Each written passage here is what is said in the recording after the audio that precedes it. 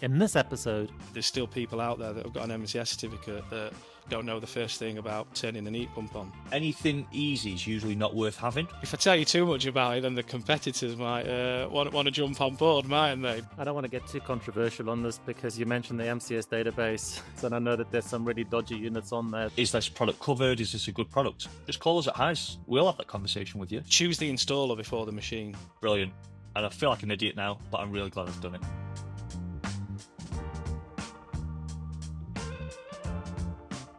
Hi and welcome to another episode of Homeowners Q&A. I'm your host Mars, and today we're delving into one of the most important topics, how to find the right installer for your heat pump installation. Bad installations are a common concern among homeowners, and understandably so. They can lead to poor system performance, unnecessary expenses, and endless frustration. Our goal today is to give you the tools and insights you need to avoid these pitfalls and ensure your heat pump is installed correctly the first time. To help us navigate this topic, we're joined by Dwain Byrne from Marvel Heating and Jonathan Moorhouse from HIES.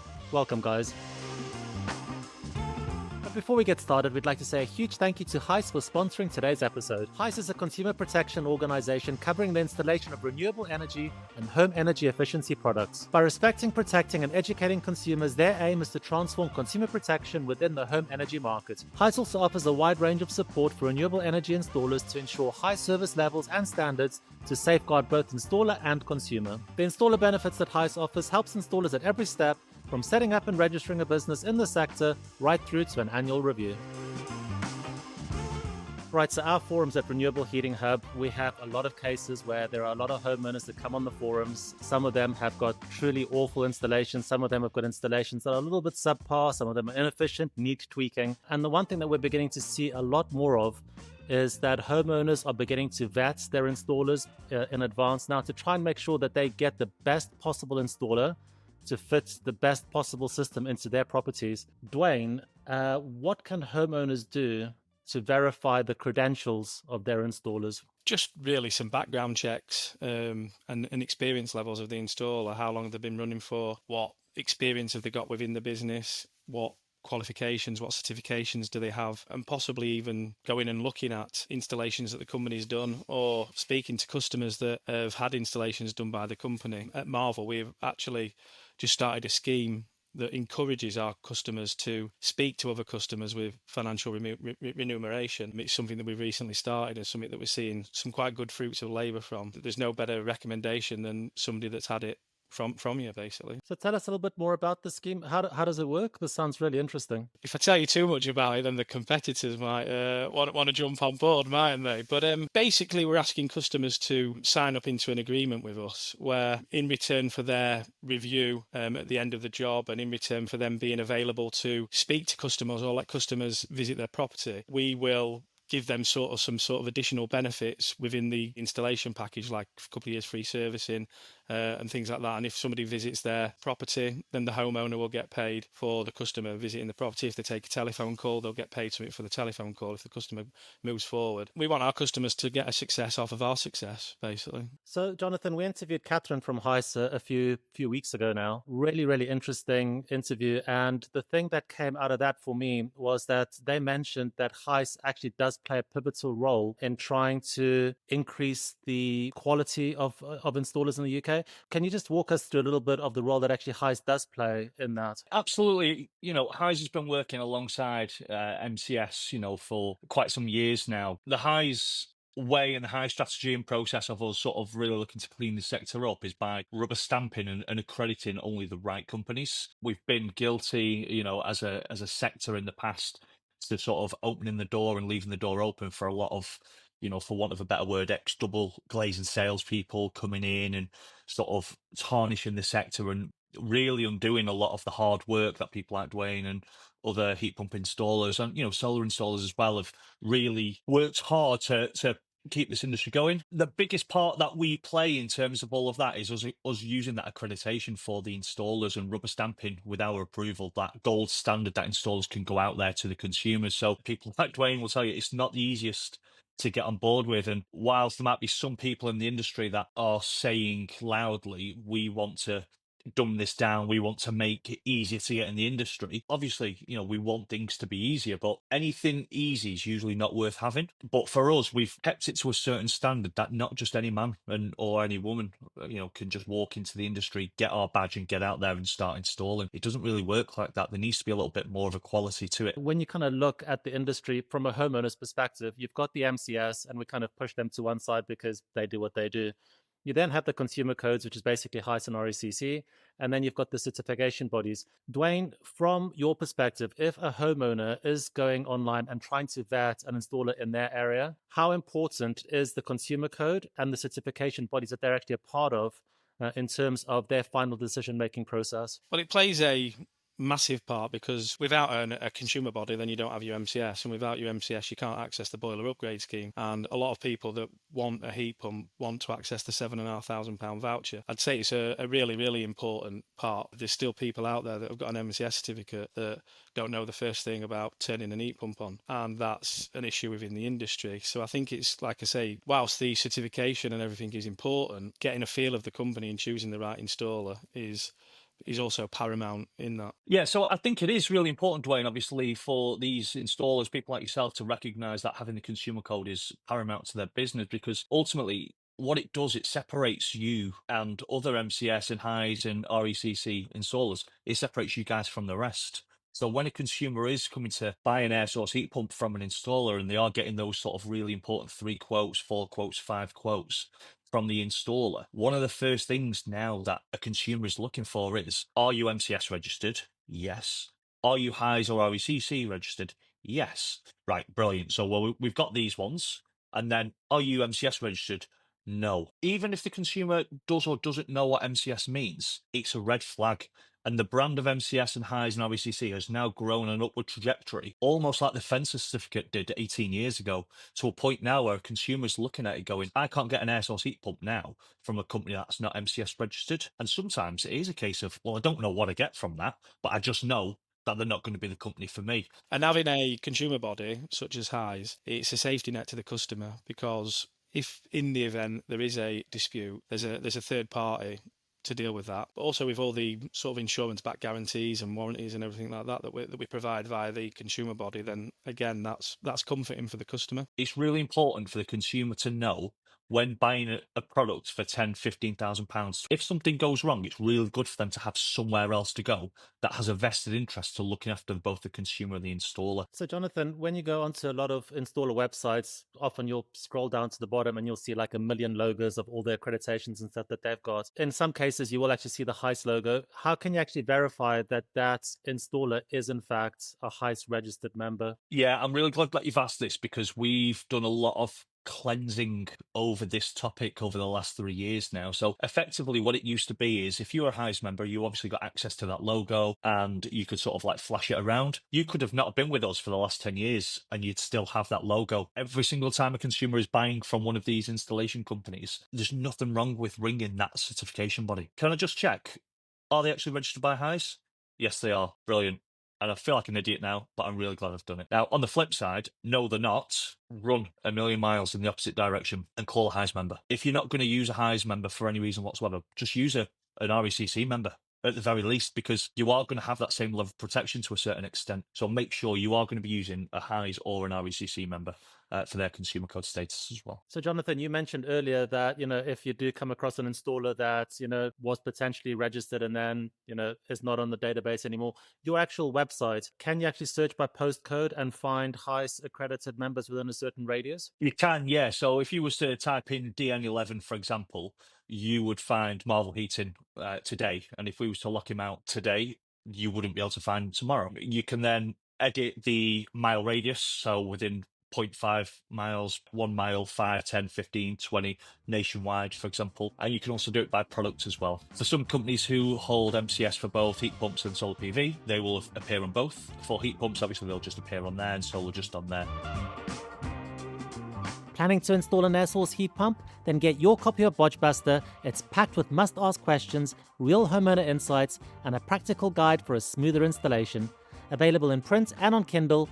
Link in the description.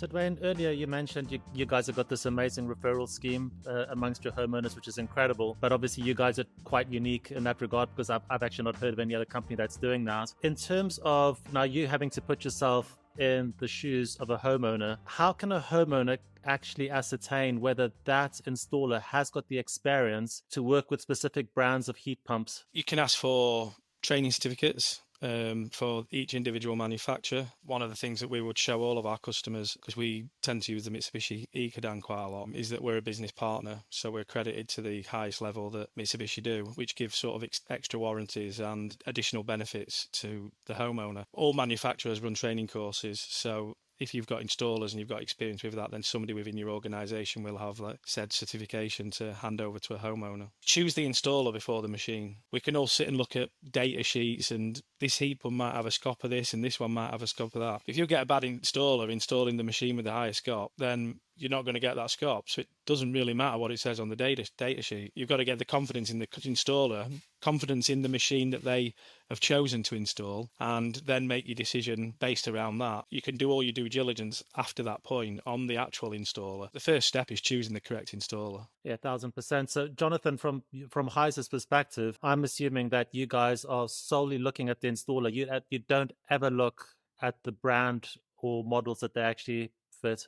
Is that correct? Almost.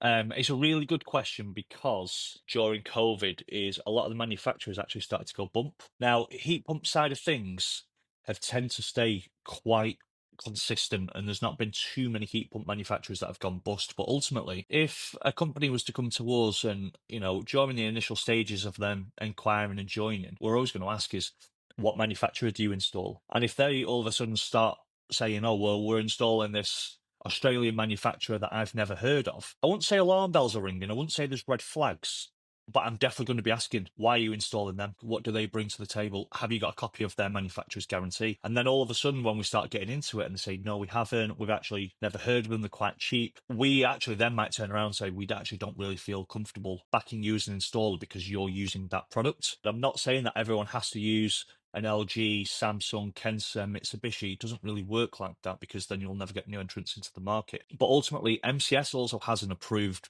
manufacturers list as well. And on those manufacturers list, it will have a list of those heat pumps. Any installation that we back, the product has to be on that list as a bare minimum. And then we'll have a look at it ourselves because we need to make sure it's right for the consumer. Every decision that we ever make for the consumer code ultimately is it right for the consumer? So if that installation company is bringing over a manufacturer that we've never heard of, well, that consumer's going to have a heat pump in there that if something goes wrong, how many installers in the UK know anything about that heat pump? We know everyone knows Mitsubishi and LG, Samsung, Panasonic. We get all of that. So we can have someone like Dwayne come over to the Preston area with an LG heat pump problem, and I know someone like Marvel could come over and fix it. Wouldn't be an issue because they've got a wide, vast experience. But again, if it's that foreign brand that we don't know and Marvel don't know, then ultimately that Marvel are going to be guessing as well when they're doing the remedial work. So we can't have that. But ultimately, we do want to work with manufacturers that want to enter the market as well, because there are lots of them. I don't want to get too controversial on this because you mentioned the MCS database with heat pumps, and I know that there's some really dodgy units on there that, let's just say, the testing data is a little bit contentious. So, Dwayne, from your perspective, again, putting yourself into the shoes of a homeowner, if a really good installer comes through the door and says, look, we've got a good track record, but we're installing brand X that nobody has ever heard of before, should that be a red flag?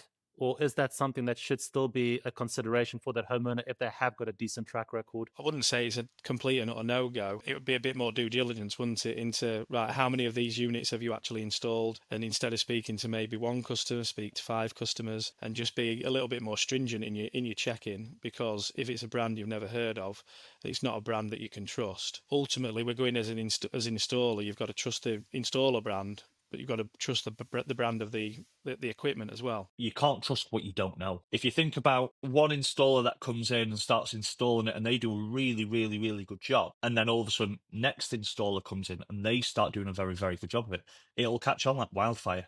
And then all of a sudden you go back to consumers speaking to other consumers, or you go on these social media groups and, we've had X manufacturer heat pump installed in our our property and we're completely off gas. Our electric bills are down quite a bit as well. And it's a fantastic product. All of a sudden, that's how it catches. And that's how it goes on. And if you get any further questions on it and you're unsure, is this product covered? Is this a good product? Just call us at HIES. We'll have that conversation with you. Do you need help understanding your heat pump? Then pick up a copy of From Zero to Heat Pump Hero, an essential guide offering practical advice and basic instructions for new heat pump owners to maximize system efficiency. Available in print and on Kindle, link in the description.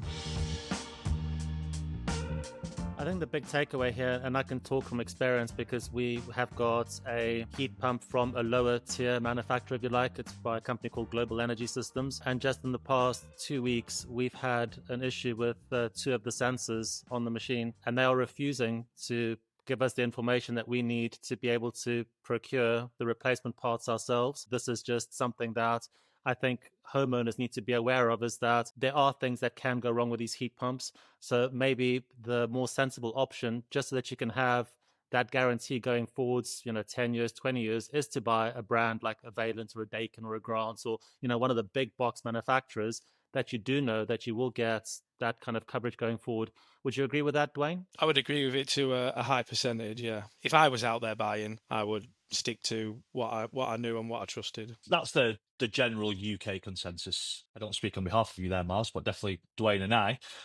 That's the UK consensus, is buying from brands that you trust. And that should be sort of the consensus across the entirety of the world, really. Is you should always buy what you trust and know. Your LG, Valent, Panasonic, Grant, all these big boys that you've mentioned, they have done so well and they're so trusted because they've all been very, very prominent in the boiler world. We all know boilers. We've all bought a boiler. I've got a Valent boiler.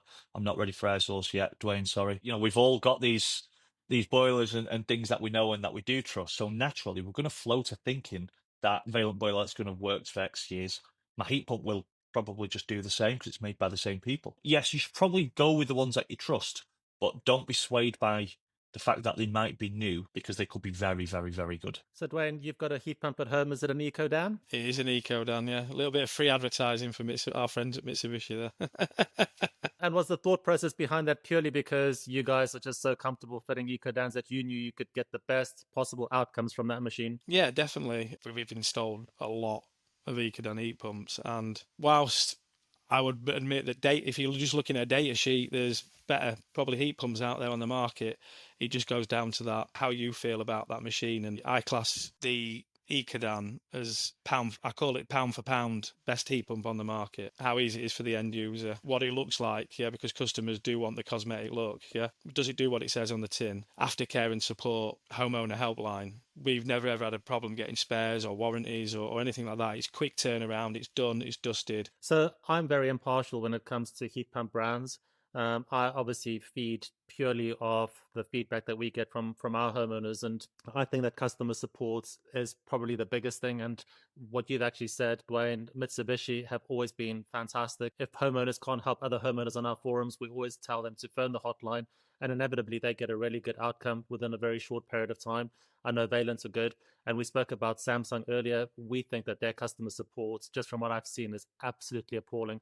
So, Jonathan, you've actually said that, you don't have a heat pump yet. If at some point in the future you do pull the trigger, what is the kind of process that you're going to go through to try and find a brand and install it for your home? Well, that's easy to answer. He's going to call me, isn't Oh, I will now. I'll make no bones about it. We had Octopus out because they were the cheapest. We had them out. They came and quoted us. Our property's over 3 floors, and we've got quite a lot of sort of space to cover for a heat pump. And we were expecting it to be sort of really expensive. And Octopus came out and they quoted, I think it was about £1,600. Obviously, you've got the bus voucher and things like that. And I actually thought they'd missed a one off the front of it. I was really confused. And so we spoke to them and we said, is this right? They said, yeah, that's right. And I'm thinking, God, you can't be making money on this. Like, you can't be, like, there's no way. Price is one thing, and that's great. You want it to be the cheapest, of course you do. But then I started looking at all the extra stuff, and solar PV and batteries that's my background. The heating and the air source side of things isn't, which obviously I've spent a lot of time on in the last few years now, so I've accustomed to myself quite well with it. What I tend to find now is when I'm speaking to an installer who's coming around and quoting me for something, is I just need to let them know what I want it to be. And then I just need them to say, we can do it like this, but, or we can't do it like this, and these are for these reasons. If we did do it like this is what it's going to be. So obviously I'm checking the accreditations, I'm checking the trading length history, I'm checking the Trustpilot reviews. I am looking at other consumers, kind of like what Dwain said. So-and-so might have had something from them. I'm going to see what their experience was like. But now what I'm looking for is, can they accommodate me, my thoughts, my feelings, my emotions, and sort of what we want? And if the answer is no, then I want to know why. Is it reasonable? Is it purely for the fact that it just can't be done from a physical standpoint? Is it a cost standpoint? Is it because they don't know how to do it? And if they don't know how to do it, which is absolutely fine, I just want them to let me know that they can't do it for that reason. There's certain parts, like this room that we're in now was going to be turned into a golf simulator, and we had to take the suspended ceiling out and things like that. And we had a couple of sort of joiners come out, and he was like, oh, we can't do this because this, and this. And then I realised that we needed a structural engineer to come and do all the certain parts. So I realised it was quite niche and quite specific. And I think what the point I'm trying to make is, as a consumer from my side of things, is if I'm looking for a very specific outcome, then maybe I need to find a very specific installer. I'm not just saying, there's the property, it's a blank slate, you go and do what you want. It needs to be right for us as well, because we've got to live in it. Something that we always try to look at is more of a bespoke install. Part of our process is, right, what does the customer want? If you can't do it how the customer wants it, then you have to be honest with them and say, well, it's not viable doing it in this way. It needs to be done in that way. You can't put your cylinder 40 metres away from your heat pump and things like that. But ultimately, it's your house. You've got to live in it. I had one customer, and a company had recommended putting the cylinder in the living room. It may have been a good place to put it. You ain't got to put a cylinder in someone's living room. The customer didn't want it, and they were like, look, put it. This is where it's got to go. It's got to go here. There's no other options. You don't want your pumps firing up and everything when you sat watching... not that I watch Coronation Street, but a lot of people do, yeah. There's enough drama in that, isn't there? We're out hearing a pump coming on. Crazy stuff from installers. I mean, who would have a cylinder in the corner of the living room? I mean, it's like the room that you spend the most of your life in, where you want to relax, and you've got a cylinder in the corner with like grey lagging all over it, and pumps making mechanical noises. It just, yeah. It is about being bespoke. It is about what the customer wants. It is their house. But ultimately, it's still got to be to regs, it's still got to be efficient, and it's still got to be the right thing to do. The real logical thinkers, you've also got to think about when it comes to potentially selling that house as well. Who's going to want a heat pump in the front room when you come to sell it? I can assure you, 9 out of 10 buyers will walk away. Now, you will get that one buyer that goes, oh, I think it was a good idea to get that in the front room. And they would be the ones who bought it initially anyway. Ultimately, if it's not right for you, don't just make an impulsive buy. Because ultimately, there will be an installer that comes along. Like, there's nothing wrong with getting 20 installers out and getting 20 quotes. There will be an installer that will come out there and do it the way you want it. Don't be impulsive, and that's really, really, really rich coming from me. But don't be impulsive. Don't rush into a decision just because someone else who you've never met is telling you it's the right thing to do. Do your research. Speak to other people who've had the same thing fitted. Ask them what their bills are like. There's nothing wrong with doing that. Ask them what their changes, don't have to be to the pound, but what percentage of their bills changed. Are you happy with it? Is it too noisy? Could start working a little bit harder when you're eating your turkey. You need to accept that, those sort of things, but just ask. Just be inquisitive. You know, we're in a modern industry now. For consumers, you're looking at buying a modern technology. So ask modern questions. I mean, just hitting on that noise part, because that is a concern and question of a customer. Fit it correctly and picking the right machine. Like you said, it is a bit noisier when it is really cold outside. Eating your Christmas turkey, that's what you use, isn't it? Your windows are going to be closed at that time of year. Yeah, you're never going to hear it in your house if it's done properly. We was at the Harrogate Building Show a few weeks ago, and this customer come up and said that how noisy is your heat pump? And we was like, 58 decibels, not much louder than a fridge, blah, blah, blah, blah, blah. Their next door neighbour had one fitted 20 metres away from their property, and it was keeping him awake at night. And we said, that isn't the heat pump. That is not the heat pump. There's something seriously wrong there. If you can hear it in your house and it's keeping you awake at night at 20 metres away, that is an installation or a machine problem. That shouldn't be happening. Noise is not something to be worried about when it comes to heat pumps, providing everything's been done correctly. Have you got questions about heat pumps and renewables? Then head over to the forums at Renewable Heating Hub for practical advice from thousands of fellow homeowners and heat pump users. Thank you for joining us for today's episode of Homeowners Q&A. We hope today's discussion has equipped you with the knowledge and confidence to choose the right installer for your home. And a special thank you to Jonathan and Dwain for sharing their expertise, and a huge thank you to HIES for sponsoring this episode and for their commitment to maintaining high standards and protecting consumers in the renewable heating industry. Until next time, stay warm, stay green, stay tuned. Goodbye.